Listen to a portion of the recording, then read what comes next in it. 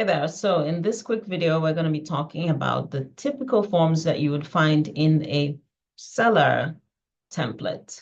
So I'm using zip forms, and these are Texas specific forms.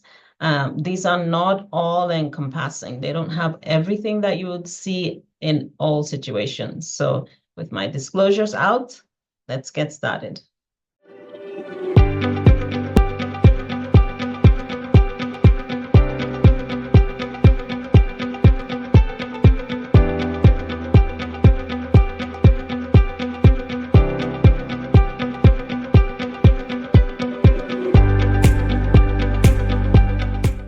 So here in zip forms, you go to templates. And then you click on new, select the type of template you would like. In this case, we're doing new listings, residential. Remember to name the template. So I'm just going to name it new listings and save. So here I have my template and it's empty, doesn't have any of the forms. So I'm going to search in all forms for all the listing forms that I would like to put in this template. Always verify with your broker. Make sure to check with them on the forms that should be sent out with your listings. Several brokers have specific forms, especially the affiliated business disclosure forms that they might want you to include in your listings. So these are just, in a nutshell, some of the forms that you would typically see in a seller packet. So clicking on all forms, you can select all, which would be giving us all the forms, both from TREC and Texas Association of Realtors, all the forms that are included in zip forms. And then we go in here to select all the forms we want in our template.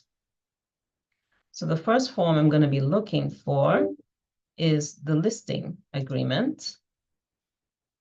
So let's say the residential.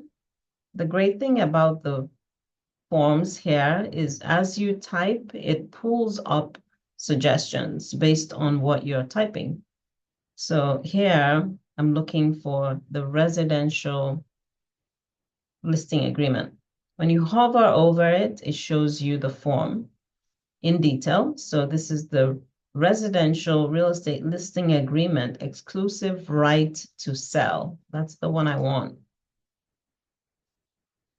Okay, let me just take a quick look at it. This is TXR 1101.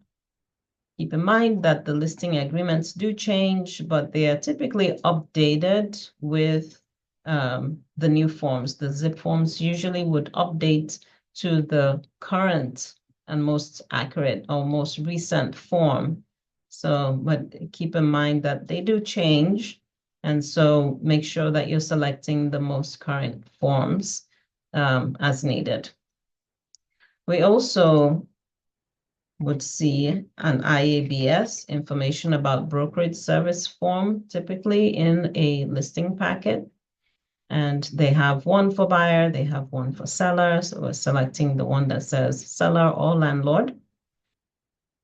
Another form we would see here, this one is a new form as of a few months ago. And it's the addendum for release of certain information. So it's called seller's authorization to release and advertise certain information. So that one we put in there.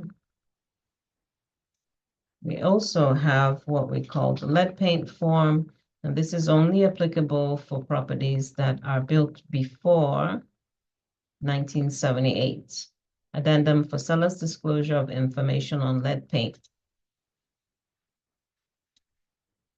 Typically would also see a wire fraud warning to the seller. Also check with your broker because they might have their own wire form that they want you to use. We also usually would see a seller's disclosure.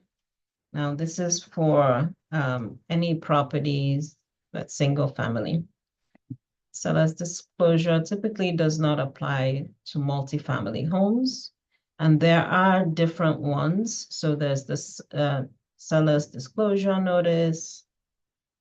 Let's click on that, and there's also one from Association of Realtors. There's the TREC and the Association of Realtor forms, and we'll take a quick look at them. Usually we would see if there is a sewer system on site, there is an on-site information about the sewer form. We'll click on that. An amendment to listing. There's a lot of amendments here, so you have to make sure that you select the right one. Just scroll down to amendment to listing. There are several different ones. So if you have several different amendments, you can select different ones as you go on in the transaction. Another form that we might see if the seller has a survey is a T47. The T47 affidavit goes with the survey, and it just tells the buyer if the seller has made any changes, construction changes, add-on to the property after that survey was done. So it has spaces for the seller to disclose any such information as well as other information on that.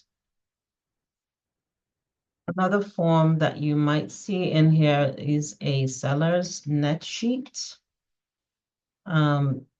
This is a form that you can use to show an estimate of what the take home would be after expenses if you are comfortable and you're sure of the closing costs that would go with the seller. Another way to go about this form, it would be to have a title company do it and give you a preliminary closing disclosure based on the numbers that you provide to the title company to use as the purchase price and all. They would ask you about that, the numbers that they need to be able to do a closing disclosure. One form that could be beneficial, especially in gathering information about the property, is the residential data input form. Now, you don't have to have this form in there, but it's just a handy dandy tool for you to gather information that you're going to put on the MLS when you are doing the listing. Another way to gather the information would be the seller's disclosure, which has a lot of questions. So depending on the seller's disclosure that you use, let's take a quick look at this one, the one from the Texas Association of Realtors. It's 7 pages long, and it has a lot of information of what is in the property. It even provides space for the seller to disclose if they've made some repairs on the property. They can put in comments, and it just has a lot of room for information for the sellers. Okay. Then the other form, the other seller's disclosure form, also check with your broker as far as which one they suggest that you use. The other one is a 4-page seller disclosure form from TREC, Texas Real Estate Commission. It is shorter, but it also has space for the seller to tell you what is in the property. So just comparing these seller disclosure forms as far as information gathering for what is in the property that you need to put in the MLS to this form, the residential data input form. So this has a whole lot of information that you can gather. It's a 22-page form. So if you wanted to take this to the property so that you can fill in the gaps and fill in information about the different details that you might need to put into the MLS, that's something that you could do. So in a nutshell, these are the typical forms that you could find in a seller's packet. And when you do the template initially, once you set it up, check off the box that says automatically apply all these forms to any new listing. So that way, when you put in a new listing, all these forms will be applied, and then you can use whichever ones are applicable to your listing, and you can add more as needed. Another form that you could see in here would be the termination form, which hopefully you don't get to use a whole lot of that, which would be the listing termination of listing agreement form. In a different video, we'll be going over how to fill out some of these forms with just some basic information to make the process faster whenever you list a home. So you have already pre-filled information in the templates that typically would stay the same for each listing.